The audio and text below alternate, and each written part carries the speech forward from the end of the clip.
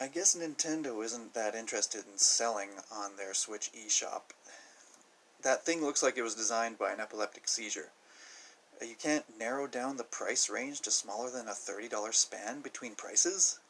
I just wanted to check stuff for between $30 and $45, and there's only an option for free, almost 0 to 15, or 15 to $45, or higher, or the higher ones anyway, which just made the list of games so long that the Switch's memory couldn't handle it, and it reset the entire list while I was scrolling back to the $15 options at the top, when I'd finally gotten down to the 25s after much scrolling. But perhaps the most egregious offense of all, there's no way to alphabetize the list of games to purchase? How am I supposed to find anything? Guys, this is 2020. We should be learning from the past and fixing errors, not reintroducing errors from before they were fixed. Even the Wii Shop allowed you to alphabetize the list, and that thing was clunky as hell. I bought the Switch expecting it to be the great, amazing thing that everybody gushes all over, and all I keep running into is more limits caused by really bad, outdated, and awkward design choices. And did your Switch come with no instructions too? These are complicated brand new controllers, and I always need to look at a schematic to know what the buttons are, but no schematic, no book. Obviously the regular face buttons of a Nintendo controller are the same, but there are other buttons, there are new buttons, there are new things. How am I supposed to know what goes to what and how to do anything there? No schematic, no book. Was that just an error in my packaging? And what is it with millennial and post-millennial people being grateful and eager for total downgrades and extra limits added to previous services and products? See my rant about why do people tolerate the frustrating limitations of Instagram when Facebook provides a much more user-friendly and less limiting service. Because I'm trying to sell some of my artwork here, as you can see. And Instagram just chops everything up.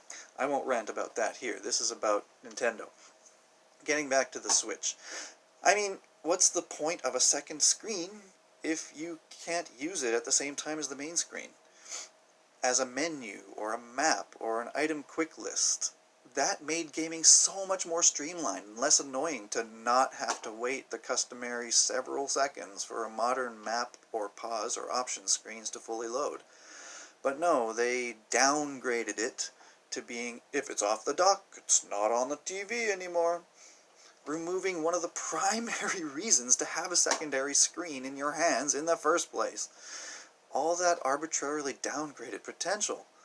The Wii U, other than game specs and power, is far superior in design in almost all ways. Even its Wii Shop. I even still used the little stands it came with. They work for phones too. Anyway, but the general public, being impressed by disappointment, seems to be the theme of the 2000s. Consumers just seem to be happier with more limits and more downgrades and to quality, and frustrating previously solved complications artificially re-added back into their favorite products, updated new products of the same types. You know, like the perfect walking and sword slashing ability that Link had in Twilight Princess that suddenly was missing from Skyward Sword. That was like one of my favorite things that they added there. For some reason they removed it and you have to stop dead now to slash. No more walking and slashing, which made Twilight Princess so much less stifling to play. And that perfect feature never came back. Well, I did play Breath of the Wild. I can't remember if you were really able to run and slash in that one. It's been a while. I'll have to get a new version of it for the Switch.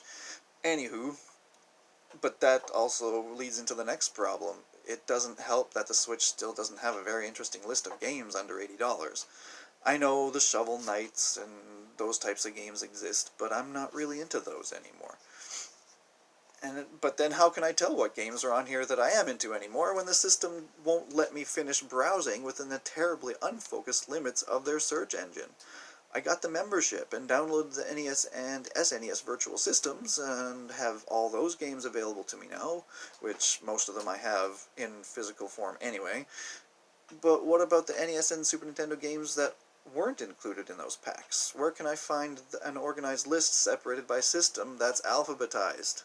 Again, the Wii had that covered. The Wii U had that covered. Where the hell is that on the Switch? Someone commented jokingly that it was, apologizing that it was designed by Kirby. Please don't blame him. Yeah, it certainly looks like his signature suck it all in and then spit it all out over all over the wall, followed by a good luck, while you can watch the drywall peeling from the wall and the infrastructure of the Switch eShop itself. Let's see, and then someone else commented that he had no problems, to which my response was, you like random, non-alphabetized lists that you can't find anything in unless you already know what you're looking for? How do you browse? So, question recap on this. I want to know the answer to this. A lot of times in my rants, people forget that I'd even asked the question. Did your Switches come with an instruction book? And I wish to recap again. Guys, this is 2020. We should be learning from the past and fixing mistakes, not reintroducing errors from the time before they were fixed. Progress is supposed to make things better, not worse. Anyway, if you're interested in any of my artwork, Lime Green Squid on pretty much all platforms, DeviantArt, Facebook, Instagram.